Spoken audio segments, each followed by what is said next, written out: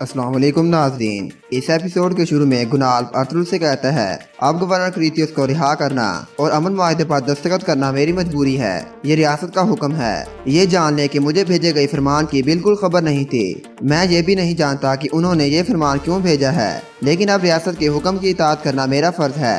Ertugrul कहता है, जहाँ तक मैं जानता हूँ तुम्हारी नीयत साफ है, लेकिन अमीर सादतीन ने तुम्हारी आंखों पर पर्दा डाल दिया है। कोपैक ने हर किस्म की साजिशों से सुल्तान को गुमराह किया और उनसे इस फरमान पर जबरदस्ती दस्तखत करवाए। गुनाल कहता है, आप अमीर सादतीन को नहीं जानते, उसने रियासत के लिए बेइंतहा कुर्बानियां दी हैं। अर्तुगरुल कहता है, उसके दिल में क्या है मुझसे बेहतर कोई नहीं जानता। सादतीन रियासत के लिए काम नहीं करता, बल्कि रियासत सादतीन के लिए काम करती है।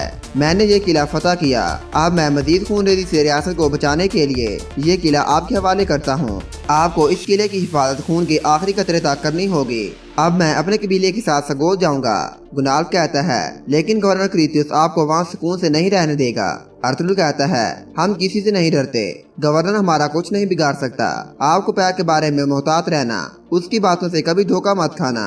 गुनाल भी अर्तुगरुल साहब को अपनी दुआओं में वहाँ से रुखसत कर देता है। इतने में आइडोमिश गवर्नर क्रीतियस को गुनाल के पास ले आता है। सराय में अहमद और सादतीन बैठे होते हैं। अमीर सादतीन कहता है, मैंने सुल्तान के फरमान पर अर्तुगरुल को सरदार आला के ओहदे से हटा दिया है। ताकत के मलबोते पर इंसान कुछ भी कर सकता है। इसी ताकत को इस्तेमाल करते हुए मैंने सुल्तान को भी कायल कर दिया, लेकिन उन्होंने वतन बनाने की खातिर सगोत अर्तुगरुल साहब को दे दिया है। अब तुम्हारी बारी है। मैंने अर्तुगरुल को तुम्हारे आगे डाल दिया है। तुम अर्तुगरुल को मारकर अपना खोया हुआ मकाम वापस ले सकते हो। अहमद कहता है, अब मुझे सगोत वापस जाना होगा।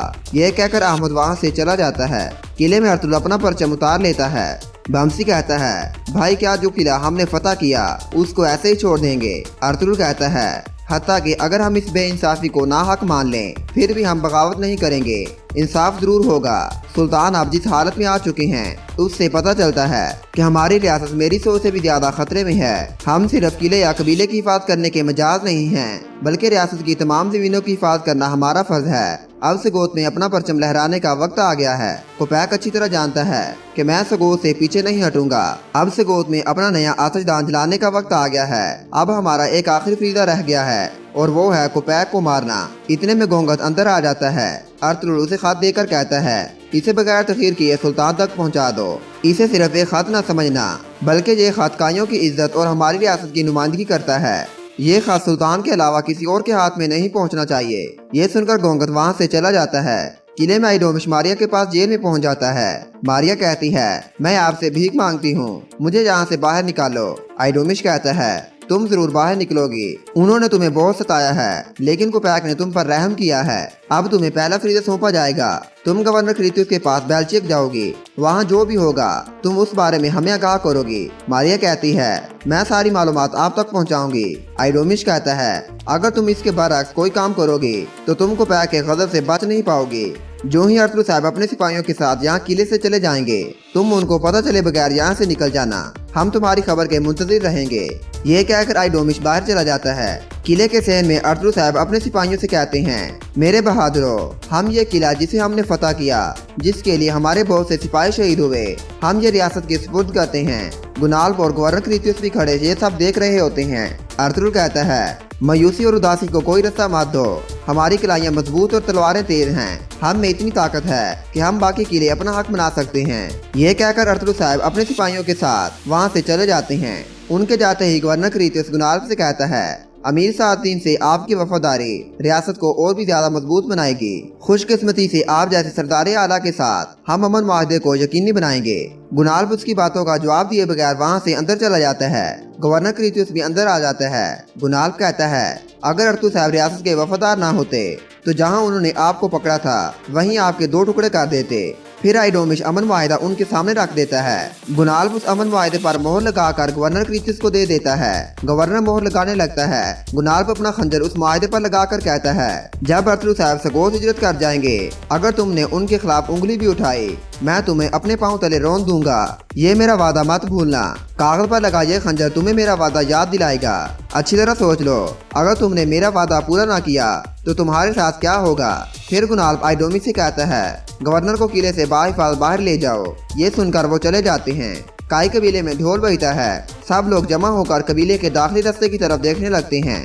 इतने में रियासत के सिपाही आकर कबीले से रियासत के परचम उतारने लग जाते हैं। हाइमा खतून और हलीमा सुल्तान भी बाहर आ जाती हैं। हाइमा खतून कहती हैं, तुम हमारे झंडे क्यों उतार रहे हो। एक सिपाही कहता है, सुल्तान का हुक्म है, अब से अर्थरू साहब सरदार आला नहीं हैं। ये सुनकर सब काफी ज्यादा हैरान हो जाते हैं और कहते हैं, हमने कहा था कि हम रियासत को अपने खिलाफ नहीं कर सकते, लेकिन अर्थरू साहब ने हमारी एक ना सुनी। हलीमा कहती है, यहाँ शोर करने से बेहतर है हमें अर्थरू साहब के वापस आने का इंतजार करना चाहिए। किले में आइडोमिश आकर गुनाल्फ से कहता है, अर्थरू साहब अपने सिपाहियों के साथ किले से चले गए हैं। गुनाल्फ कहता है, मैंने उनसे वादा किया है कि मैं उनके कंधे से कंधा मिलाकर खड़ा रहूंगा। मैंने उनके हौसले और जज्बे को अपनी आंखों से देखा है जब मैंने उसके साथ सफर किया।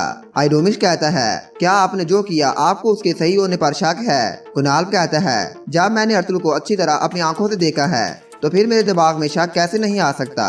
आइडोमिश कहता है, फिर आपको सिर्फ खुद पर नहीं बल्कि अमीर सातीन पर भी शक है। ये सुनकर गुनाल्फ अपना माजी सोचने लग जाता है।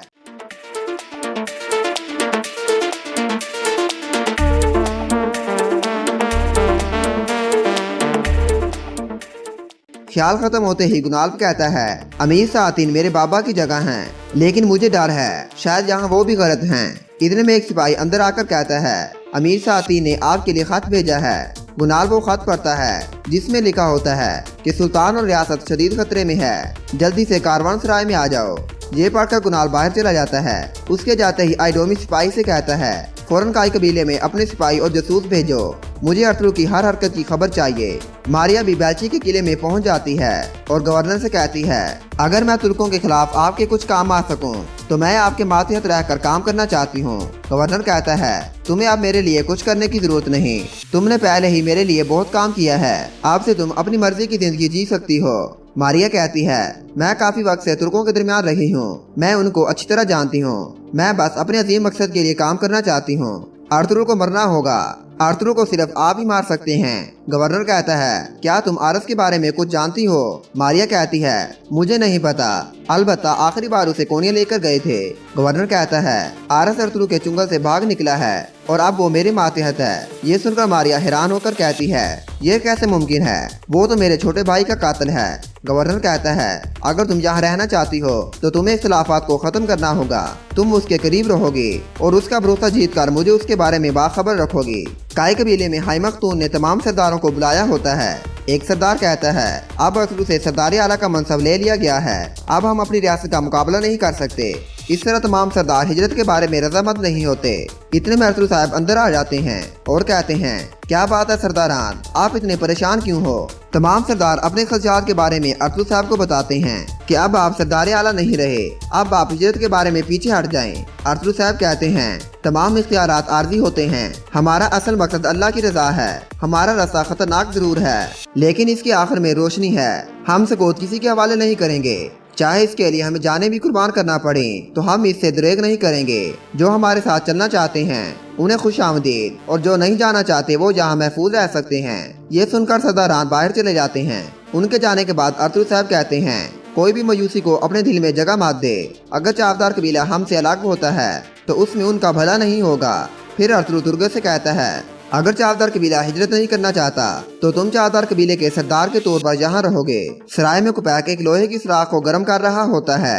इतने में सिपाही ताजुद्दीन को वहाँ ले आते हैं। कुपैक कहता है, तुमने ये सब क्या सोच के किया है कि जो गड़ा तुम मेरे लिए खोदोगे तुम खुद उसमें नहीं गिरोगे। ताजुद्दीन कहता है, क्या तुमने अपनी गद्दारी और बेगुनाह लोगों के कत्ल का हिसाब नहीं देना, जो मेरा खून भी अपने साथ लेना चाहते हो।